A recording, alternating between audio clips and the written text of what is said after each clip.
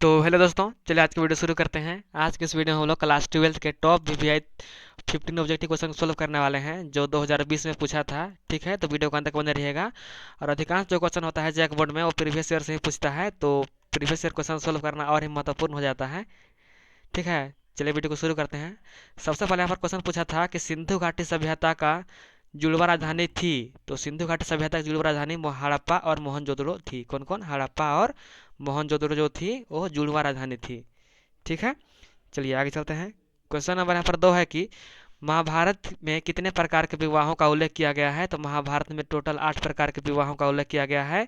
4 को स्वीकृति दी गई है और 4 को अस्वीकृति दी गई है। ठीक है, यदि यहाँ पर पूछेगा कि महाभारत में कितने प्रकार के विवाहों को स्वीकृति दी गई है, तो 4 प्रकार को, और 4 प्रकार को अस्वीकृति दी गई है, लेकिन टोटल 8 प्रकार विवाहों का वर्णन किया गया है। ठीक है, चलिए आगे चलते हैं। क्वेश्चन नंबर 3 है कि निम्नलिखित में से किसने सबसे पहले भारत में स्वर्ण सिक्के जारी किए थे। तो सबसे पहले हिंद यूनानियों ने स्वर्ण सिक्के जारी किए थे। ठीक है, और बाद में आगे चलकर कुषाणों ने, जो कुषाण लोग थे, उन्होंने आगे चलकर बहुत सारे सोने के सिक्के जारी किए थे, लेकिन सबसे पहले हिंद यूनानियों ने सोने का सिक्का जारी किया था। ठीक है, और सबसे ज़्यादा पूछेगा तो कुषाणों ने जारी किया था। ठीक है, चलिए आगे चलते हैं। क्वेश्चन नंबर 4 है कि जैन धर्म के प्रथम तीर्थकार थे। तो जैन धर्म के प्रथम तीर्थकार जो थे ऋषभदेव थे। ठीक है, कौन थे? ऋषभदेव थे। और ऋषभदेव को क्या कहते हैं? ऋषभदेव को आदिनाथ भी कहते हैं। और यदि हमारे पूछेगा कि जैन धर्म के संस्थापक कौन है, तो जैन धर्म के संस्थापक महावीर स्वामी हैं। और बौद्ध धर्म को पूछेगा तो बौद्ध धर्म के संस्थापक गौतम बुद्ध हैं। ठीक है, सबको याद करते चलिएगा। ठीक है, चलिए आगे चलते हैं। अगला क्वेश्चन है कि सांची मध्य प्रदेश के किस जिले में स्थित है। तो जो सांची का स्तूप है वो मध्य प्रदेश के जो रायसेन जिला है, रायसेन जिला में स्थित है। ठीक है, आगे चलते हैं। क्वेश्चन नंबर 6 है कि अल बिरूनी ने किताब उल हिंद की रचना किस भाषा में की थी। तो जो किताब उल हिंद की रचना था वो अरबी भाषा में किया गया था। ठीक है, किस भाषा में किया गया था? तो अरबी भाषा में किया गया था उल हिंद की रचना। ठीक है, और इस किताब को तारिख उल हिंद भी कहते हैं। क्या कहते हैं? तारिख उल हिंद भी कहते हैं और किताब उल हिंद भी कहते हैं। इसकी रचना अरबी भाषा में किया गया था। ठीक है, चलिए आगे चलते हैं। अगला क्वेश्चन है कि शेख मोइनुद्दीन चिश्ती की दरगाह कहाँ स्थित है। तो जो शेख मोइनुद्दीन चिश्ती है उसका जो दरगाह है वो अजमेर में स्थित है। और अजमेर कहाँ पर है? और राजस्थान में स्थित है। ठीक है, चलिए आगे चलते हैं। क्वेश्चन नंबर 8 है कि विजयनगर साम्राज्य द्वारा असैनिक और सैनिक सेवाओं के लिए दया किए जाने वाले भूमिदान कहलाता था। तो अम्बरम कहलाता था। क्या कहलाता था?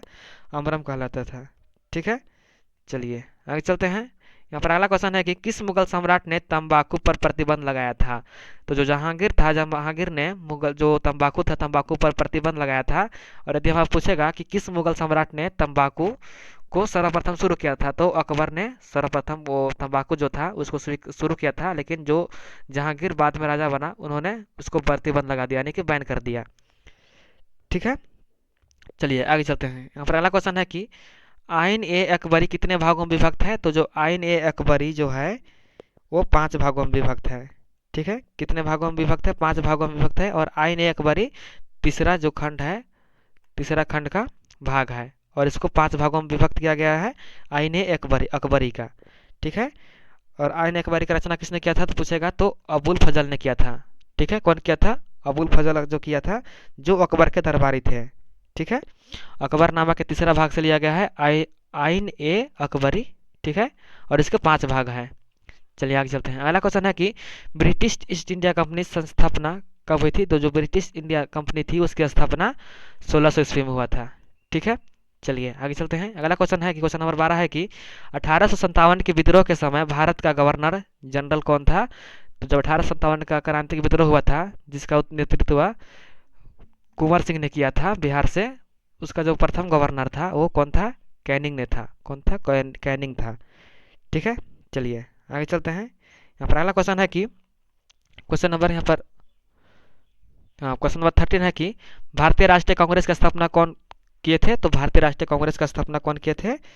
ए ओम ह्यूम ने किया था। कौन किया था? ए ओम ह्यूम किया था। और पूछेगा कि भारतीय राष्ट्रीय कांग्रेस का स्थापना कब हुआ था।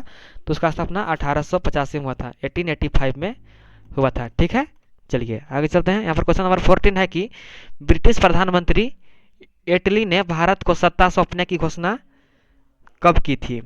ठीक है, तो जो प्रधानमंत्री एटली ने जो थे, प्रधानमंत्री ईस्ट इंडिया कंपनी के प्रधानमंत्री थे, उन्होंने भारत के स्वतः सपने की घोषणा किया था। कब किया था? 20 फरवरी 1947 को किया था। ठीक है, 20 फरवरी 1947 को घोषणा किया था कि जो 30 जून है, 30 जून 1948 तक जितने भी भारत के जो अपने अधीन रखा था, जितना भी कानून अपने अधीन रखा था, उसको स्वतंत्र कर देंगे। ठीक है, जो भारत वो ब्रिटिश ईस्ट इंडिया कंपनी के प्रधानमंत्री थे, इटली ने। ठीक है, चलिए आगे चलते हैं। यहाँ पर अगला क्वेश्चन है कि संविधान सभा के अध्यक्ष कौन थे? तो संविधान सभा के अध्यक्ष कौन थे? राजेंद्र प्रसाद थे। डॉक्टर राजेंद्र प्रसाद थे संविधान सभा के अध्यक्ष। और जो डॉक्टर भीमराव अम्बेडकर थे, वो संविधान के प्रारूप समिति थे। ठीक है, डॉक्टर भीमराव अम्बेडकर संविधान सभा के प्रारूप समिति थी, इसको भी याद कर लीजिएगा। तो दोस्तों, ये रहे आप लोगों का मोस्ट 15 ऑब्जेक्टिव क्वेश्चन। आशा करता हूँ कि वीडियो पसंद आया होगा। वीडियो पसंद आया होगा तो वीडियो को लाइक करके चैनल को सब्सक्राइब कर लीजिएगा। ठीक है दोस्तों, फिर मिलते हैं नई वीडियो के साथ, तब तक के लिए धन्यवाद।